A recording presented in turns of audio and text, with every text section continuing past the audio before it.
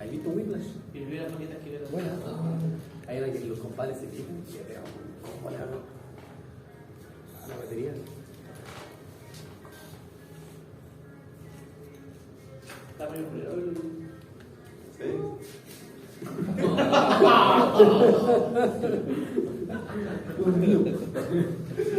Me queda un cubo de la. Está bien.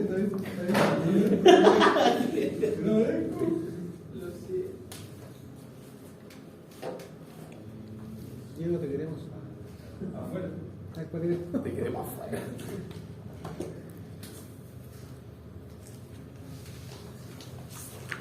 Último celular. Bien, buenas noches. Buenas noches. ¿Cómo están? Saludos para allá para lo que pueda a distancia.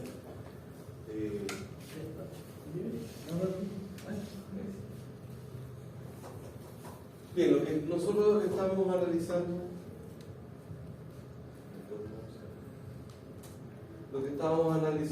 es un poco formular diagnósticos relacionados con contaminación. Había un poco visto los conceptos, las definiciones con contaminación, y ahora vamos a abordar un poco cómo diferenciar el origen de los contaminantes propiamente. Es una primera etapa para un diagnóstico. Bueno, habíamos visto que la contaminación es la presencia en el ambiente de distintos elementos, que pueden ser sustancias, elementos de energía, combinación, que en determinadas concentraciones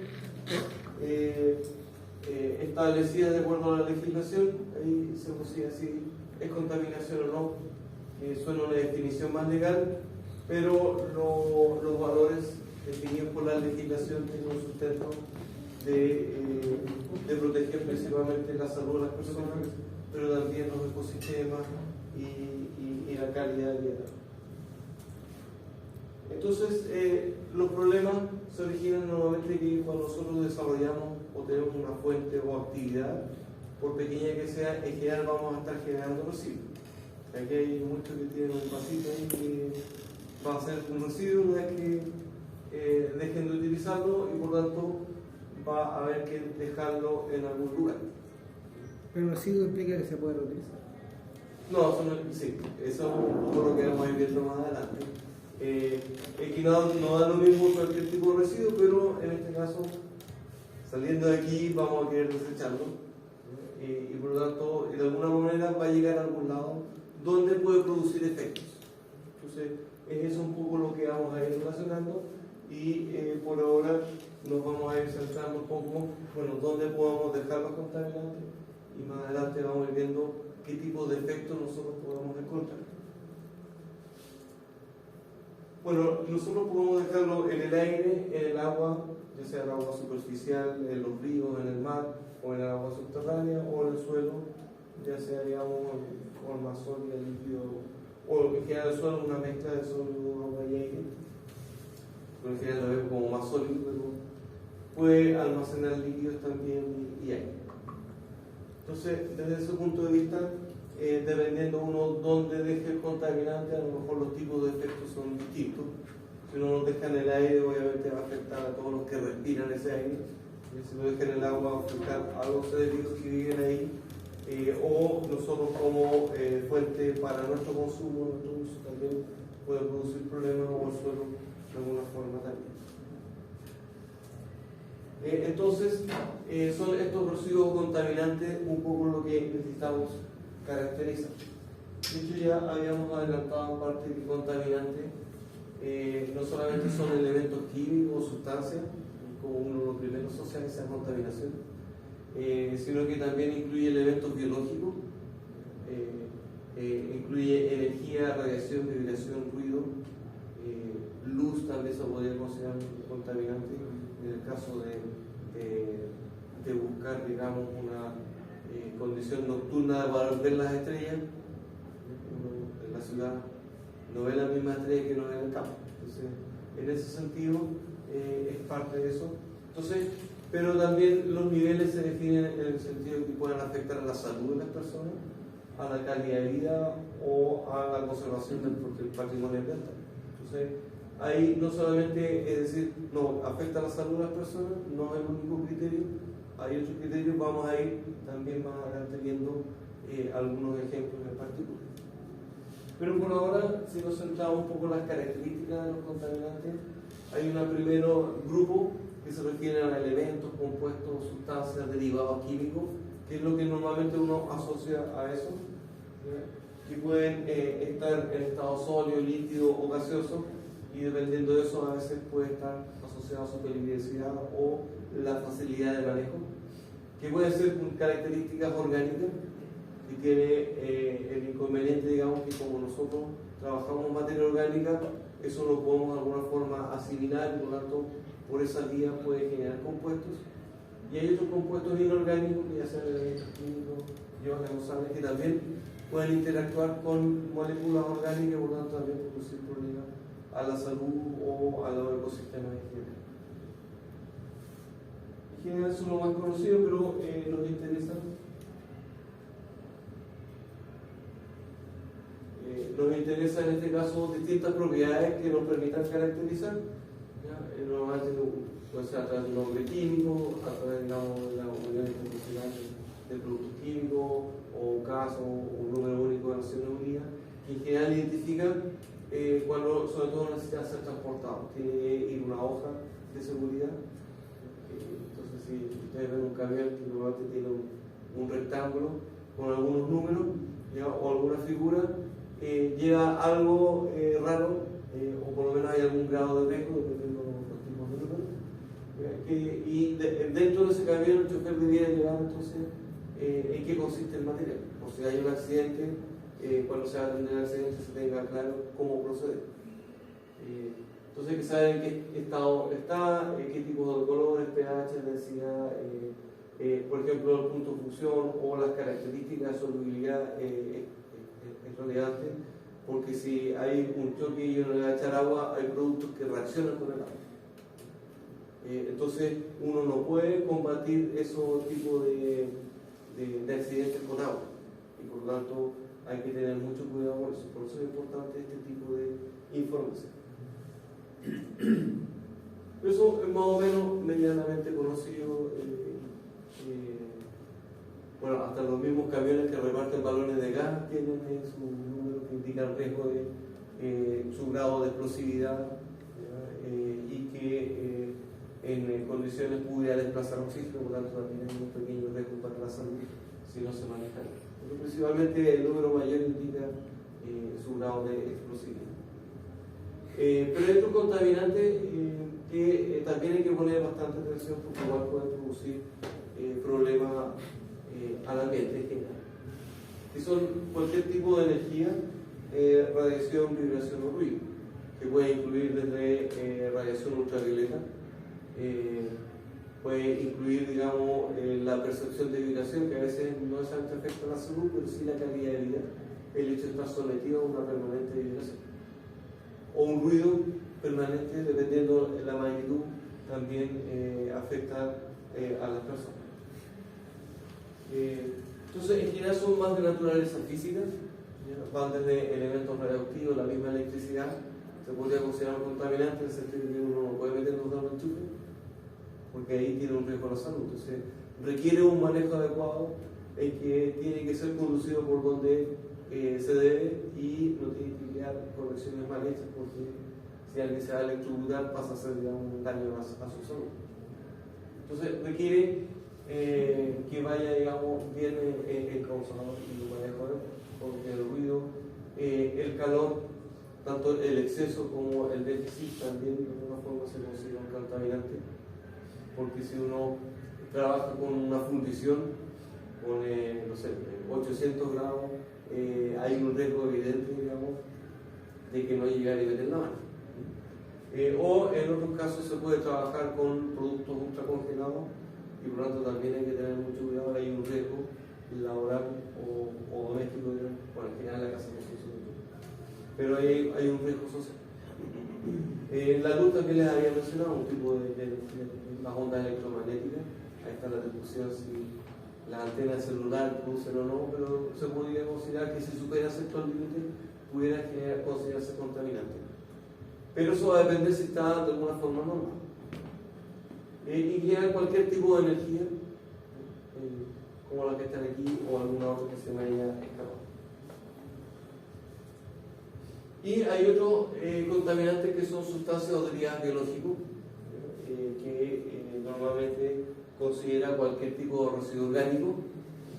Uno puede tener una manzana, puede considerar un alimento, pero una vez que ya se empieza a pudrir no la podemos consumir, tampoco la podemos dejar en cualquier lado, y por tanto pasa a ser, digamos, un contaminante, que ahí van a desarrollarse hongos y bacterias y ya pueden perjudicar la salud de las personas. Lo mismo hay que tener cuidado con restos de alimentos. Residuos hospitalarios es mucho más evidente porque hay un riesgo de contagio de patógenos, y por lo tanto cuando se atiende, digamos, un proceso de infección requiere, digamos, un tratamiento adecuado. Entonces, como hay posibilidad de afectar a la salud por transmisión de enfermedades, se considera también un tipo de contaminante. Y por lo menos eso sí se puede considerar entonces como tal. Lo que sí, un poco para la discusión, es si, por ejemplo, en base a la definición, el que exista muchos elementos, en este caso biológicos, fuera de su concentración normal, pudiera ser contaminante. Entonces, bueno, si bien esto no está normado, por lo tanto, legalmente no es contaminación, pero lo consideran que si hay un área muy extensa con un sitio tipo de cultivo, podría considerarse un contaminante para un medio ambiente. De alguna forma, el restringir, digamos, el talar un bosque nativo y reemplazarlo por pino, no se define formalmente contaminación. Hay algunas restricciones a eso. O sea, normalmente si uno va a talar un bosque nativo requiere permiso, y normalmente después para que rebrote y sea de alguna forma controlado. Normalmente hay que compensar con plantaciones. Entonces, formalmente, legalmente, los monocultivos debemos tener campos de muchas hectáreas, digamos, con un solo cultivo. A veces facilita la transmisión del gas, entonces tiene inconvenientes, y podría caber dentro de una definición académica de contaminación, pero legalmente no es considerada contaminación. No, por ejemplo, si yo, por ejemplo, en una empresa libero, puedo decir, gas SP6, que es altamente, ¿no es cierto? Yo tengo que compensar ese nivel de gas que yo libero a la atmósfera lanzando barcos. Sí, en general sí, sí, efectivamente tiene algún efecto en que el árbol puede captar y contrarrestar esa contaminación, sí. Si el contaminante no es contrarrestado con plantar un árbol, no significa. Pero sí, es parte de las medidas que vamos a ver con más detalle más adelante. Profesor, ¿Sí? pero el monocultivo no regenera el ecosistema. No, porque en este caso el fondo atenta a la biodiversidad.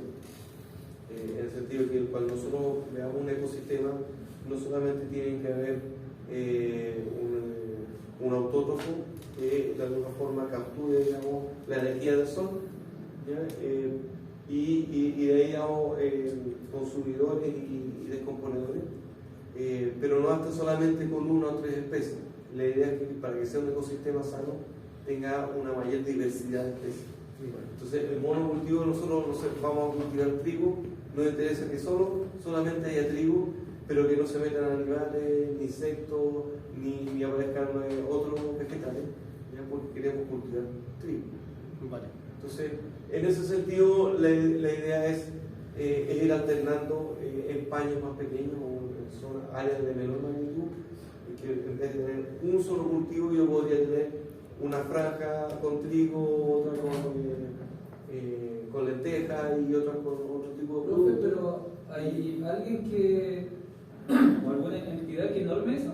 Por ejemplo, yo me compro un campo, ¿cierto? Sí. Yo digo, yo planto lo que quiero aquí y lo lleno con pino. ¿Alguien me va a decir algo? Desde el punto de vista de que si el campo, digamos, está al suelo sin nada, nadie debe decir nada directamente. Si hay un bosque nativo. No, pues yo me compro, Sí. no sé. Pero si hay nativo no lo podéis pedir. No, es decir, si el bosque nativo no lo puedes talar para reemplazarlo por otro. O sea, hay ciertas restricciones. Es como una población que está restringida cuando el tiempo de caza. Sí. Podéis cazar cuando la Pero aunque Aunque sea tu sea mío el campo, Eso no se puede. No. O sea, creo que se puede, pero tiene que presentar todo un proyecto. O sea, hay que pedir los permisos. Hay que hacer los trámites, en este caso la CONAC, ¿ya? Para pedir la autorización, y hay que decir, en realidad yo no voy a talar todo, porque no se puede, sino que se busca, yo voy a determinar, a sacar, digamos, el 5% de los árboles, con el objetivo a lo mejor de hacer leña, para mi uso, etc. Pero, y de alguna forma yo me comprometo, ya, yo voy a sacar 10 árboles y voy a plantar 20. Y de esa forma compenso parte de eso y se regula a través de esa norma. Pero si en realidad alguien ya tiene un campo, digamos, que ya no hay árboles, hay solamente pasto que creció ahí nomás, ahí eventualmente tú podrías hacer entre cualquier cosa. Bueno, salvo que haga un cultivo no autorizado, digamos, que sea otra cosa, digamos, pero va por otro lado, digamos, o que tú importes una semilla que no esté autorizada y se constituya en una plaga. Eso no se puede hacer. Traer un árbol extranjero, No, o sea, una planta, se restringe, digamos, en las aduanas. Sí, de hecho, la madera igual la gente la aduana cuando lo Las semillas, todo. Sí. Y de hecho muchas veces uno dice, pero la madera ya no está viva, pero puede contener algunos insectos que... Hasta los padres de la Por eso. zona, ¿no? Sí, porque trae alguna termita. puede traer algún tipo de termita que no está acá, entonces al no tener depredador acá te afecta a todo el ecosistema. Entonces se controla eso. Entonces en ese caso el SAC ahí bien severo en eso. Bien bacán. Ahora, de repente igual hay gente que trae algunas cosas, ¿no? Pero en rigor no está permitido. O si uno con distintas necesidades necesita importar, necesita autorización del SAT, habría que dejar, digamos, los elementos en cuarentena y ahí todo un procedimiento que es bastante costoso, pero existe también. Entonces, en ese sentido, bueno, la idea de Chile, digamos, preservar, digamos, el hecho de haber estado aislado y no tener ciertas plagas que están en otros países cercanos, se trata de conservar ese que sería un patrimonio del país. Y por lo tanto hay algunas normas que no se consideran directamente contaminación, digamos, pero de alguna forma se podría asimilar a la definición. Hace un tiempo, yo le dice que igual se había normado el sacarte la de hoja de los bosques. Sí, porque eso afecta a que se pueda mantener el ecosistema. Porque esa tierra hoja incentiva que efectivamente el bosque se vaya renovando. Digamos, cuando cae la semilla pueda brotar. Si uno se lleva la tierra de hoja y queda el suelo desnudo, no va a poder brotar, entonces no se va a poder renovar ese bosque. Profe, ¿y es verdad ese tema de las semillas que solo se puede comprar como a Monsanto, que tiene la semilla única autorizada? Sí. Eso es como una ley. Eso es lo que Que uno no se puede como lo que firmó Chile. autocultivar, algo así, como hacían los viejitos antes que, no sé, cosechaban papas, se dejaban un saco de papita. Antiguamente se hacía así, digamos. Se supone que, bueno, es un poco lo que se discutía respecto, digamos, a, en el fondo, hay algunos matices, digamos, en el sentido de que se entiende que si Chile, por ejemplo, se dedicara a cultivar papas y exportar, la idea es que todo lo que se exporte tenga la misma calidad, entonces la idea es que tenga una semilla común, tiene un poco ese sentido. Pero también en función de la misma biodiversidad, también el hecho de poder cultivarlo, pero tiene que asegurar que lo que uno esté cultivando no se mezcle con las semillas comerciales.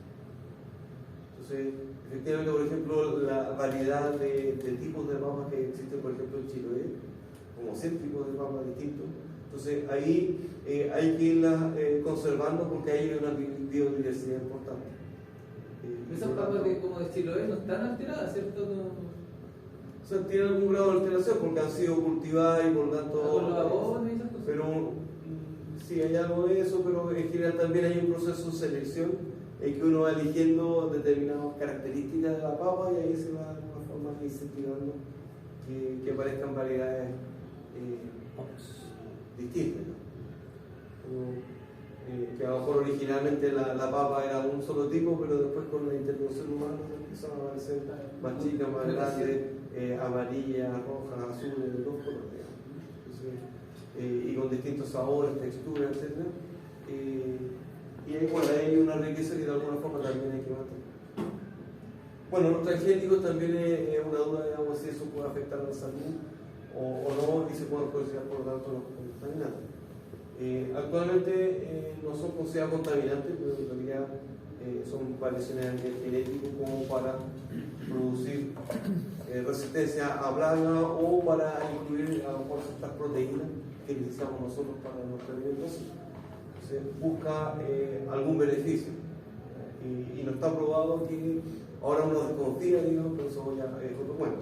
Científicamente no está probado, por lo tanto al no estar normado tampoco no es contaminante. Pero algunos sí lo pueden considerar contaminante y dicen, no, yo no quiero transgénico y quiero que por lo menos me informen que es transgénico. Y la sobrepoblación en general también, ¿vale? Si hablamos biológico y así como las personas estamos en conjunto creciendo, ya somos más de 8.000 millones, y así como estamos usando los recursos en el planeta, bueno, de alguna forma, desde el punto de vista de los conservacionistas, dicen, bueno, el exceso de población, un contaminante en el planeta, por lo tanto, deberíamos buscar cómo evitar la sobrepoblación. Ahora, ese cómo, bueno, es cuestionable y no hay acuerdo respecto a que sea contaminación, pero si uno quiere aplicar que el exceso de algún elemento biológico, bueno, nosotros somos seres biológicos, podría considerarse. Seríamos como contaminantes. Podría considerarse desde el punto de vista de una definición más académica o conceptual, pero desde el punto de vista legal en ningún caso. Y ahora, ¿y qué hacer respecto si lo consideramos contaminante? También ahí hay cuestionamientos éticos, ¿no? Entonces también hay que tener cuidado con eso. No purga. Nada. Sí, pero ¿a quién pulgamos y a quién no? Al menos Thanos ahí hacía una mitad aleatoria de quién sí y quién no, digamos, pero sí. Bueno, puede prestarse para otras cosas. Ahora, estos contaminantes, bueno, siempre surgen de alguna fuente o actividad. Y por lo tanto, las fuentes de la contaminación, por lo menos las que más nos interesan, son las humanas o antrópicas. Antrópicas, como el nombre más griego, decir que es humano, se refiere a lo mismo. Que son desde actividad doméstica, lo que nosotros hacemos en la casa, el hecho de generar agua servida, el hecho de generar basura, va generando el hecho de tener chimenea, ahí está emitiendo gases, humo. Entonces ahí es una fuente de contaminación que uno dice, bueno, lo que hago yo individualmente no es mucho, pero si uno junta a todos los que están en una ciudad, ya puede empezar a ser relevante. Las actividades netamente industriales, eventualmente accidentes, también pueden producir derrames, etc. Y de alguna forma también, bueno, hay orígenes naturales, volcanes, erosión, que también pueden producir algunos elementos que pueden hacer superar determinadas normas. Pero respecto a lo cual no podemos hacer mucho, así que ahí, si hay una erupción volcánica, lo que podemos hacer es evacuar a las personas para asegurar su salud, pero no podemos evitar que ocurra. Pero sí, respecto a las acciones humanas, es mucho lo que podemos hacer. Y lo que hay que tener en cuenta es que toda actividad, por pequeña que sea y simple que sea, genera residuos. O sea, el hecho de que ustedes estén acá, se sirven un cafecito, hay un sándwich envuelto bajo un plástico, una servilleta, la cuchara que revuelve, el CO2 que uno está generando, la hoja que terminado el semestre ya va a pasar a constituir la hoja de basura, a algunos les gusta guardar un tiempo más. La tablet que pasado un par de tiempo se queda obsoleta y tiene que renovarla. Esto sí también es parte de lo que vamos generando residuos. Entonces, de las fuentes urbanas no solamente está lo que está asociado a domicilios, sino que también en el área pública, en las calles, cuando estamos circulando, la tierra que se acumula en la calle, al pasar un vehículo la va a levantar, por lo tanto esa tierra en el aire la podemos respirar y por lo tanto genera contaminación, etc. O en los servicios públicos, todo lo que son las empresas de agua servida o empresas sanitarias, de alguna forma también manejan esta contaminación urbana. Y de las empresariales, la industria manufacturera, la agricultura, bueno, en general la agricultura y la ganadería está fuera de las ciudades, pero no por eso no generan contaminación. La minería también suele estar en las ciudades y por lo tanto uno piensa, digamos, en contaminación que llega a la ciudad, a lo mejor no siempre está significativo, pero a veces el impacto es tan grande, pero no solamente nos interesan las ciudades, sino que también las áreas rurales. Las construcciones urbanas, bueno, ahí se puede generar polvo, ruido, etc. Cuando aquí empiezan a hincar los pilotes en el puente, algunos vecinos les molesta mucho, otros quizás no tanto. No se hace en la noche, entonces ahí también se compensa, se tienen algunas precauciones. Tampoco es tan continuo, digamos, a lo mejor en 2 días continuos podría estar hincando y tener listo mucho más rápido eso, pero la idea es hacerlo en pausa para afectar menos a la población. Transporte y comunicaciones, bueno, en general, todo el desplazamiento de los vehículos, bueno, hoy día sin auto. ¿Cuándo? ¿Hoy? Hoy día sí. Sí. Esto sabía que venir sin auto. No, pues, La región oriental, No me entero. No le hice caso. Entonces, bueno, parte del centro, algunas actividades para hacer el uso de la bicicleta, pero uno entiende que si uno viene de lejos, y a veces el recorrido de la misma da tanta vuelta que. Pero en el poco, la idea en estos días es hacer conciencia respecto a que, bueno, en el transporte se genera contaminación.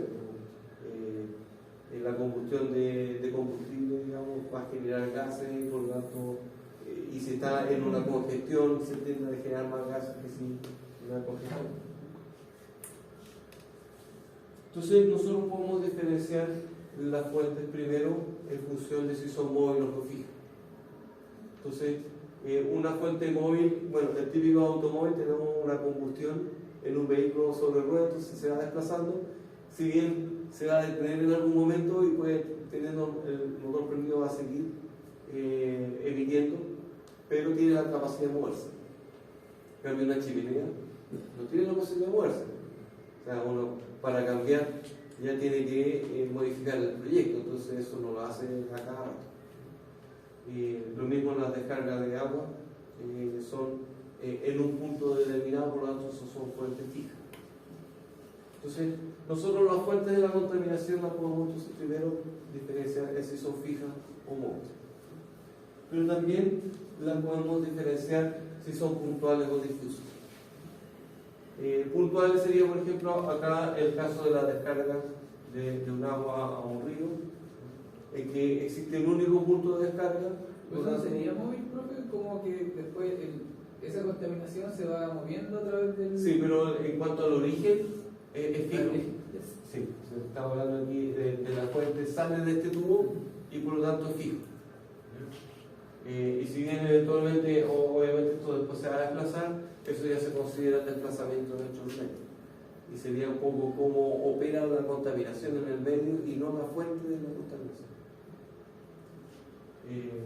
Entonces, esta es una fuente fija y también es puntual, porque uno puede identificar, de ahí está saliendo la contaminación del mantenimiento, lo que sea. En el caso de los vehículos también, si uno realmente va a una micro o algún auto que manda aceite, va a salir uno azul, entonces claramente ese es el vehículo que está contaminando, entonces ahí podría ser puntual y móvil. Pero cuando ya no solamente tenemos una chimenea ni un auto, sino que tenemos muchísimos autos, muchísimas chimeneas, nosotros no podemos identificar cuál de todas es la que tiene un determinado aporte.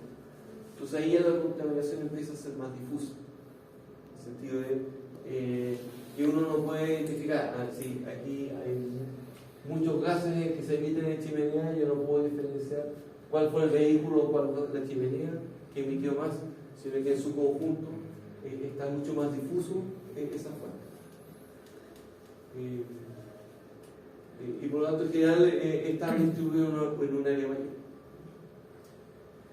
Entonces a veces depende, digamos, si una chimenea aislada podría ser puntual, pero cuando ya un conjunto de chimeneas, ¿ya? En este caso por ejemplo en una población, si todos los vecinos tienen su combustión ahí, su estufa y están quemando leña, cada uno tiene una chimenea, si bien desde el punto de vista del vecino cada uno va a tener un punto, pero van a afectar finalmente que toda la población, todas las chimeneas van a estar aportando y pasa a ser un poco más difusa. Quizás a veces me meto un poco la escala y si uno puede individualizar cuál es exactamente la fuente o no, porque uno pueda decir que si es puntual o difusa. Bien, eso es lo que habíamos visto respecto a las características de los contaminantes, los orígenes, los tipos de actividad, y por lo tanto a lo que habíamos visto en la clase anterior, habríamos que ahora en base a estos contaminantes, la idea es buscar una fuente relevante y después diferenciar el tipo de fuente si es fija, móvil o puntual o difusa. Normalmente tendría dos conceptos. Primero si es puntual o que sea fija o móvil y si es puntual o difusa. Entonces, polvo de suspensión que quedan, no sé, si uno se pone a barrer, por ejemplo, a levantar polvo, bueno, puede hacer una fuente, pero bueno, uno barriendo su casa, obviamente, quizás relevante para el que está barriendo, pero a lo mejor no para toda la ciudad. Entonces, a lo mejor hay que buscar alguna fuente que sea más relevante que esa, o el vapor sobrecalentado, que en general se trabaja, digamos, sobre los 374 grados Celsius de una temperatura. Si hay un escape de eso, bueno, una persona no puede quemar. Por eso se conoce a contaminante. Un sonido de 90 decibeles también tiene efecto en las personas. Bueno, el CO2 por la respiración, bueno, no está normado, salvo, digamos, cuando hay exigencia de condiciones de ventilación en áreas cerradas. Pero podemos considerar, digamos, que efectivamente un exceso de CO2 que desplaza oxígeno puede ser considerado contaminación. En este caso, un poco de lo que nosotros emitimos al respirar. Que hay día, de decir así, vamos a tener una planta en el dormitorio, también vamos a estar compitiendo y entre todos generando por respiración este CO2. La combustión de leña, en este caso, la idea es buscar algunos de los contaminantes que se emitan quemando leña. Hay más de uno, basta con que pongan uno solo. Si de un transformador de alta tensión, ¿qué tipo de contaminante se podría generar ahí? O una antena de telefonía móvil, ¿qué tipo de contaminante se podría poner? Y ahí poner entonces si son fija o móvil o puntual o no. Bueno, la planilla está disponible, así que la idea es que vayan trabajando en ella. Si tienen alguna consulta, se pueden ir haciendo, digamos, haciendo consultas respecto a eso.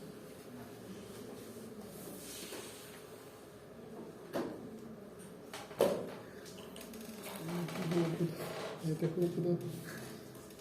¿Nadie trajo computador? Sí, no tengo el computador. ¿Lo meto? ¿Ah? ¿Tú lo vimos? O sea, no sé si lo vamos a hacer ahora.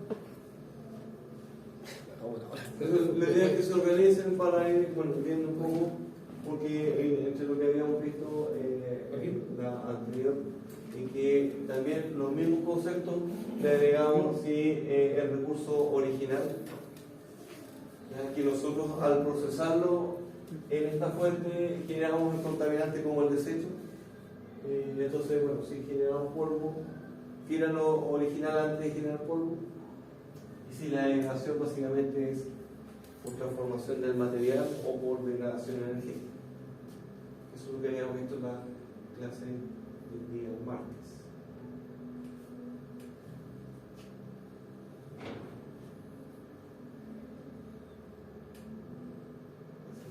¿De cuánto, profe? Máximo 3. ¿Eso aplica para todas las tareas que harán? Todas las tareas entre 1 y 3.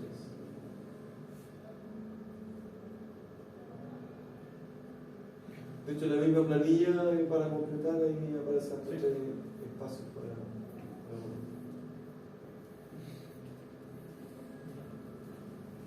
¿El grupo de tres cómo lo hacemos? ¿Tú con Gerardo y con Diego? ¿Tú vas a hacer Gerardo y O sea, obligan ¿Sí? ya. Qué homosexualidad,